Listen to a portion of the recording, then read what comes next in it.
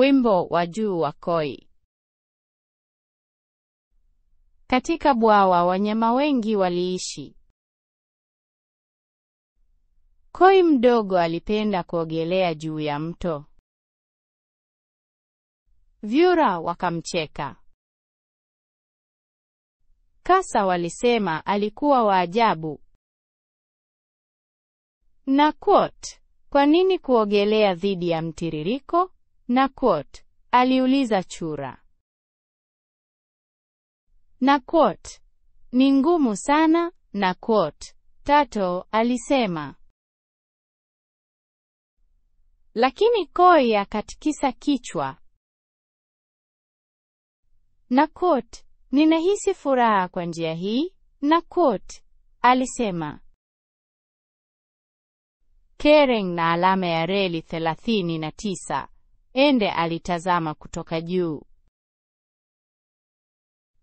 Na quote, labda koi ana moyo wa ushujaa. Na quote, alisema. Lakini bata walicheka na kutania. Na quote, koi atachoka na kushindwa. Na quote, walisema. Koi aliogelea kwa viboko vya kutosha. Alizipuuza zile sauti kuu. Maji yalimsukuma. Bado aliendelea kuwa na nguvu.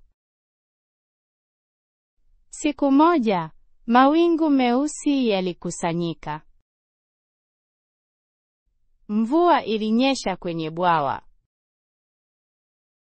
Maji yalikuwa pori na ya haraka. Wanyama walianza kuwa na wasiwasi.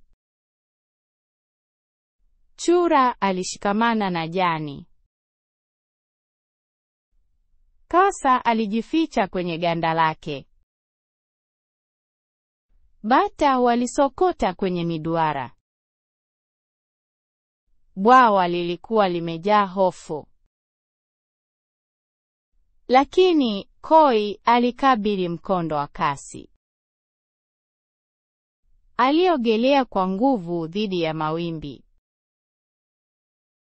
Juu ya mto alipata sehemu tulivu. Uko maji yalikuwa salama. Koi singeni, alisema chura.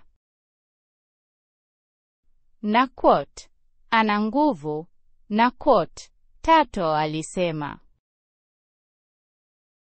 Na quote, koi ana busara. Na quote, Dragonfly alisema.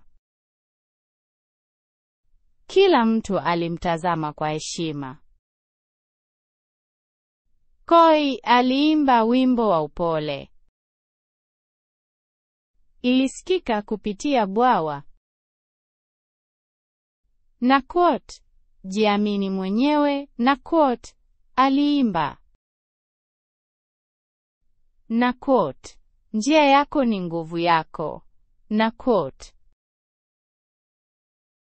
Kuanzia siku hiyo, wote walisikiliza. Walijifunza kutoka kwa koi mdogo. Bwawa lilikuwa zuri na kung na alama ya reli 39A zaidi.